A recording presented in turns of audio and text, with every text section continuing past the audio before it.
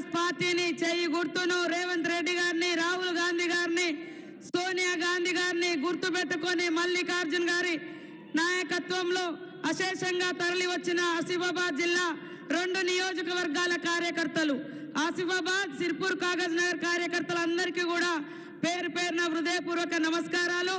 మన ముఖ్యమంత్రి గారికి ఇంకా 2-3 ప్రోగ్రామ్స్ ఉన్నాయి కాబట్టి మరి తొందరలోనే ఈ సభను ముగించడం జరుగుతుంది. పెద్దలందరికీ, ముఖ్యమంత్రి గారికి ప్రత్యేక ధన్యవాదాలు.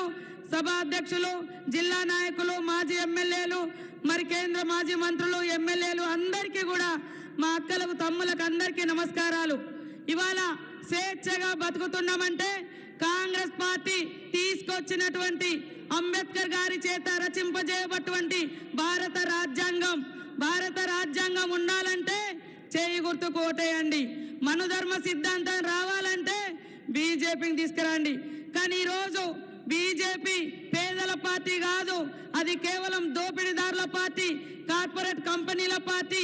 కాబట్టి ఈ 10 సంవత్సరాల కాలంలో మీ ఇళ్లకెళ్ళి, మీరున్న ఇల్లు కానీ, మీ గల్లీ రోడ్డు కానీ, మీరు దున్నుకునే భూమి కానీ, మీ వాడలో ఉన్న కరెంటు కానీ ఏమైనా ఇచ్చిందా ఒక్కసారి ఆలోచించండి.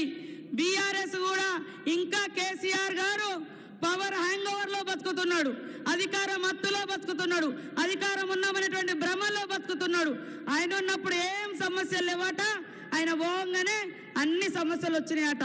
ఆయన ఇంకా ఆ భ్రమలోనే ఉన్నాడు. మీరు మాత్రం కాంగ్రెస్ పార్టీ చేయి గుర్తుకు ఓటేయండి. ఇక్కడ ఉన్నటువంటి ప్రాజెక్టులు కానీ, రోడ్లు కానీ, పోడు భూముల సమస్య కానీ, మరి ఆర్య కులస్తుల సమస్య కానీ, మాలి సమస్య కానీ, మహర్ల సమస్య కానీ, సకల వర్గాల సమస్యలు నాకు జిల్లా ఇన్ఛార్జ్ మంత్రిగా నాకు అవగాహన ఉంది. సీఎం గారి దృష్టిలో కూడా ఉన్నాయి. మీ ఆత్మ గౌరవాన్ని, మీ అభివృద్ధిని, మీ ఆశలను నెరవేర్చేది కాంగ్రెస్ పార్టీనే. మా అక్కలు కూడా ఇక్కడ పెద్ద ఎత్తున వచ్చారు.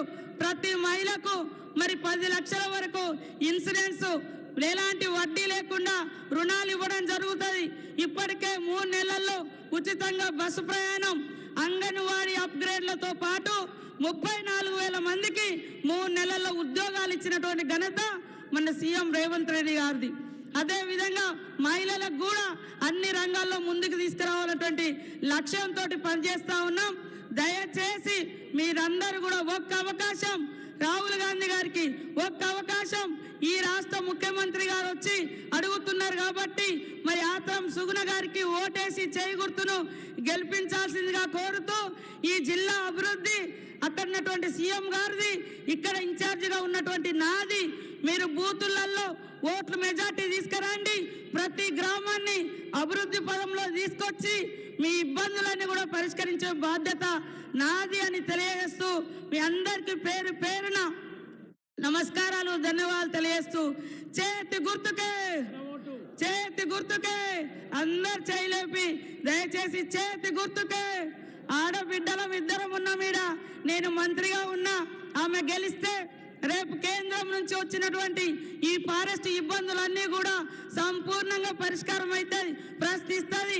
రాహుల్ గాంధీ గారు కేంద్రంలో ప్రధానమంత్రి అవుతాడు.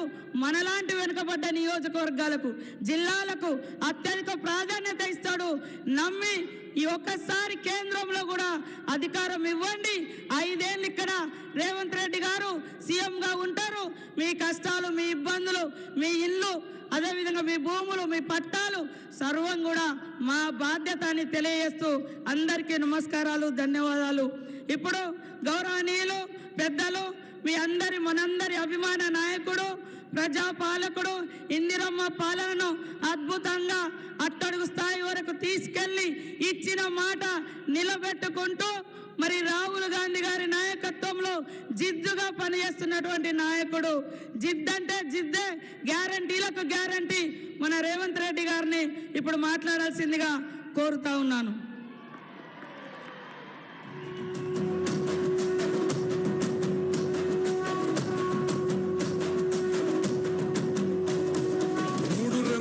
జెండా బట్టి సింగమూలే కదిలినాడు ఒక్కరో కాంగ్రెస్ సూర్యుడు మన రేవంత్ అన్న నిగ్గదీసి అడిగే